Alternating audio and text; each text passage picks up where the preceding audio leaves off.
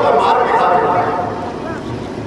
ओम नमः शिवाय मंत्र प्राणियों की अज्ञानता को दूर कर देता है, अंधकार को दूर कर देता है, अंधविश्वास को दूर कर देता है। और ये इतना ही नहीं, ये पुराने संचित पाप की नाश कर देता है और उस शांत को प्राप्त होता है। इस मंत्र को जपने के लिए किसी गुरु की आवश्यकता नहीं। अब आप उसके इसकी एक कथा को सुना देता। मथुरापुरी में एक राजा दाशाराव हुआ करते थे, बहुत ही कीर्तिमान थे, बहुत ही सराहनीय गांव का कथा हो, बहुत ही कीर्तिमान के राजा दाशाराव हुआ करते थे।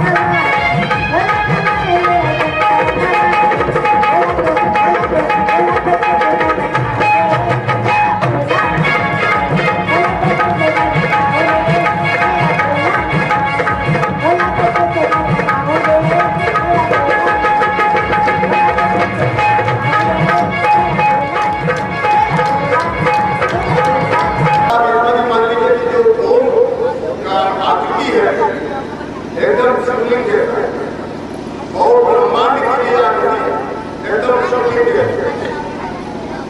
इससे ये स्पष्ट होता है कि हमारे शिव बाबा परब्रह्म परमात्मा, इसका ध्यान करके और मन को एकाग्र करके अगर आप कुछ भी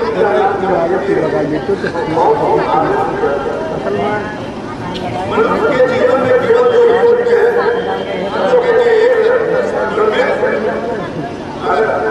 दो सत्य, एक जन्म दूसरी मृत्यु, यही सिक्के के दो पहलू हैं। जिस जीव का जन्म होगा उसकी मृत्यु।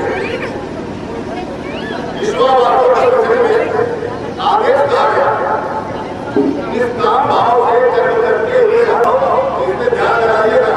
महामृत्युंजय मंत्र की बात कर रहा हूँ, कोई कथा नहीं कर रहा हूँ। महर्षि पराशर के अनुसार विदेश और प्रवेश में किसी एक की महादशा दूसरे की अंतर्दशा में होती है तो व्यक्ति की मृत्यु संभावित हो जाती है।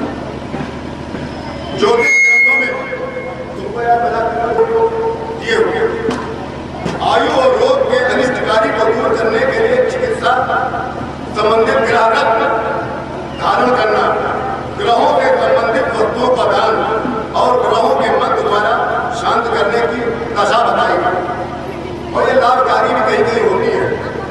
ज्योतिष ग्रंथ, अब देखिए ज्योतिष ग्रंथ भी कहता है कि अकाल मृत्यु से बचने के लिए आप महामृत्युंजय मंत्र की आराधना करें।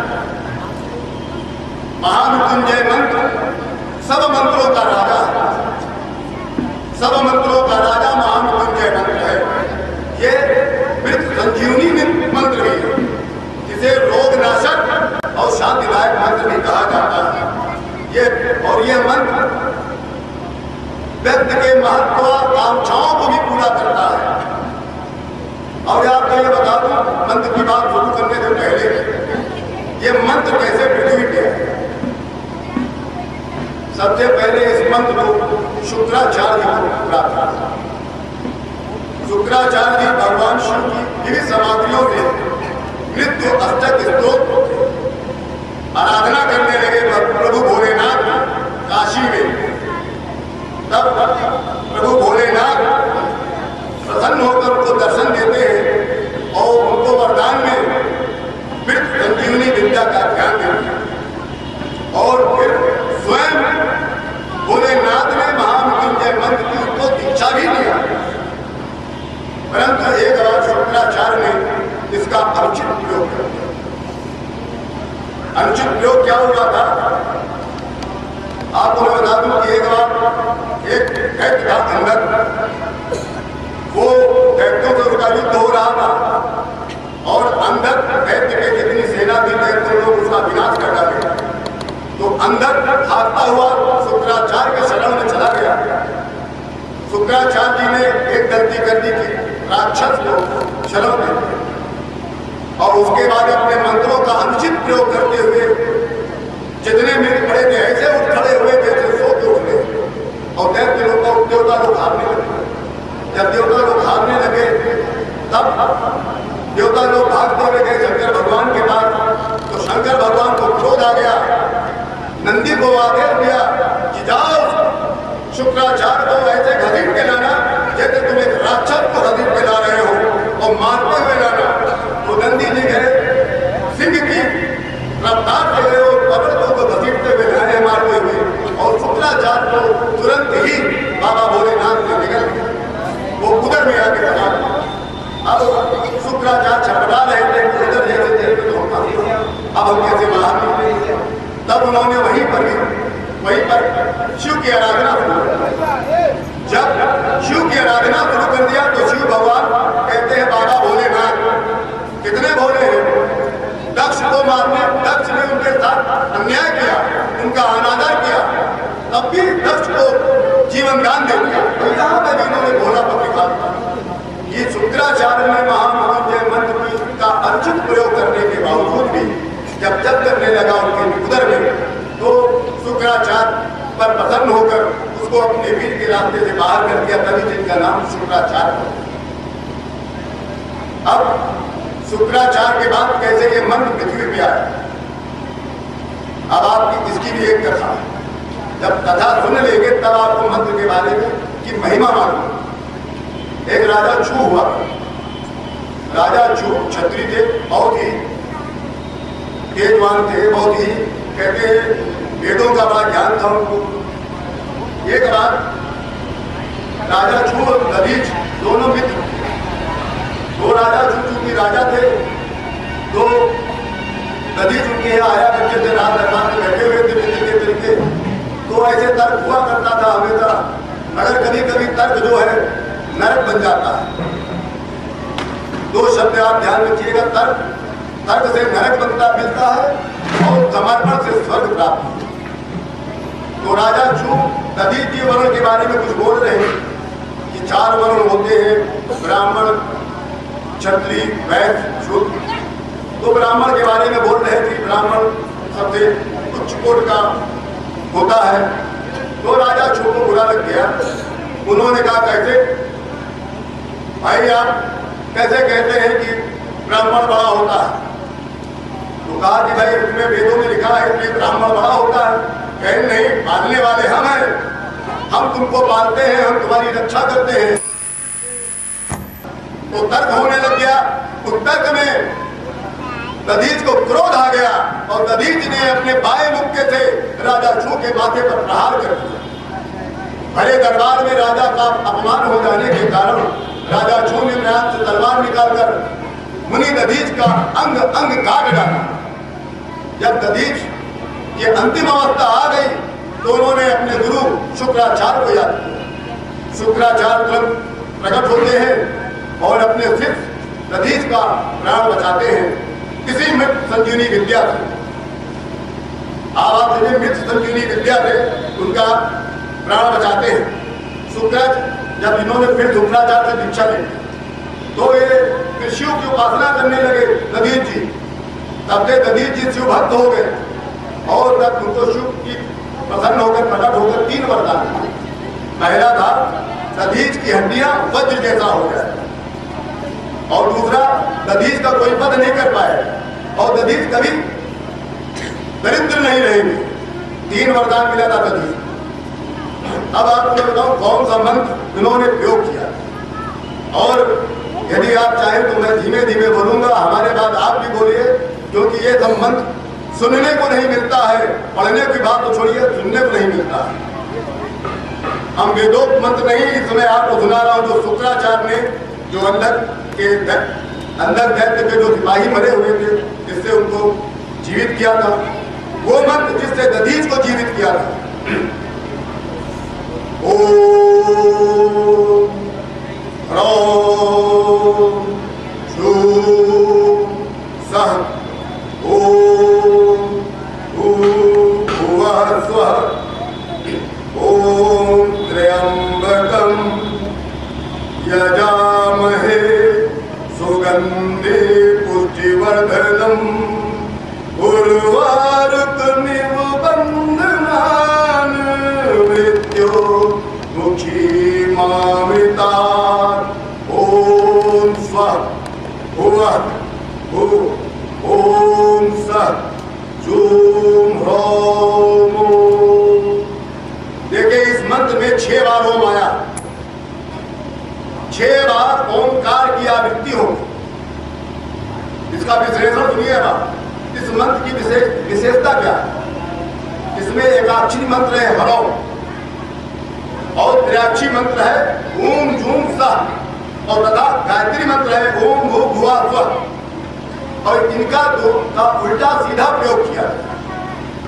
उल्टा सीधा प्रयोग करने के 32 अक्षरों में जब उल्टा सीधा प्रयोग होता है तो ये 52 वर्णों का होता है। इससे क्या मिलता है आपको मालूम है? अकाल मृत्यु हरणम सर्व व्याधि विनाशनम। ये वेद में लिखा हुआ है, अकाल मृत्यु हरणम सर्व व्याधि विनाशनम। यह मंत्र सभी रोगों को दूर करके अकाल मृत्यु को रोकने में पूरा समर्थ है।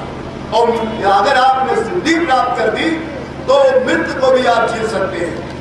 वहां यमराज की कोई भी दशा नहीं चलती, शनि भगवान की कोई दशा नहीं चलती, राहु केतु सब शांत पड़ जाते हैं इस मंत्र के जब यहाँ पे एकाक्षरी मंत्र हो और त्रियाक्षरी मंत्र हो, गायत्री मंत्र का उल्टा सीधा प्रयोग, तो ये मंत्र अपने आप में एक संजीवनी बन जाती है। और अकाल मृत्यु का अर्थ होता है असामयिक, आप इसको भी जानते हैं। अकाल मृत्यु ये जो दुर्घटना ही नहीं होता, इसमें लिखा हुआ है आपके वेद में, अकाल मृत्यु का अर्थ है असामयिक, जीवन शेष रहने पर मृत्यु सैया पर पड़े रोगी या दुर्घटना से प्राप्त मृत्यु ही अकाल मृत्यु है। ये वेद की वाणी है शिव जी की। इसलिए इस मंत्र का प्रयोग कई कार्यों में किया जाता है, केवल इसमें नहीं किया जाता। सुन लीजिए, जन्म से जब ग्रह का अशुभ प्रभाव होता है उसको शांत करने, और मन में जब घबराता है बहुत, कोई घटना ऐसी हो जाती है जब मन बेचैन हो जाता है, कई चीज रोकने से नहीं रुकता, तो ये मन को रोक लेता है। दोषारोपण कभी कभी अभ्यस्त कलंक का भी भाव आ जाता है, तो ये इसको भी दूर कर देता है। और जब वर वधू की शादी होने वाली होती है, जब कुंडली का मिलान होता है, तो उसमें एक नाड़ी दोष आता है। अगर वो खड़ाक भाव आता है तो इसका प्रयोग करना चाहिए।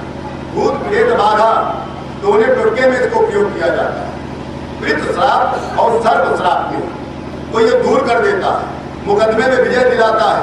और न्यायालय में अगर कोई बंद है, इसमें लिखा है जब न्यायालय में उसको सजाए मौत की सजा सुनाई गई हो तो वो भी छूट जाता है। और शत्रु संहार और शत्रु पीड़ा से भी मुक्ति प्राप्त होता है। महामारी प्राकृतिक प्रकोपों की शांति के लिए किया जाता है। काल सर्प दो सबसे बड़ा खतरनाक होता है। ये दूसरे और सातवें खाने में कुंडली के जब राहु केतु का उल्टा सीधा प्रयोग होता है तभी काल सर्प दोष बनता है। काल सर्प दोष में आपका रुद्राभिषेक भी किया जाता है, और महामृत्युंजय मंत्र का अगर 1.25 लाख का जाप होता है तो ये भाग जाता है। कहा गया है जरा जन दुखोत्मानम प्रभोपायापन मामी शंभो, अर्थात जन्म से लेकर मृत्यु तक के सभी दुखों के समन के लिए शंभू के शरण में जाना चाहिए। केवल एक शंभू भगवान ऐसे हैं, बाबा भोलेनाथ ऐसे हैं जो सब पर कृपा करते हैं, दया करते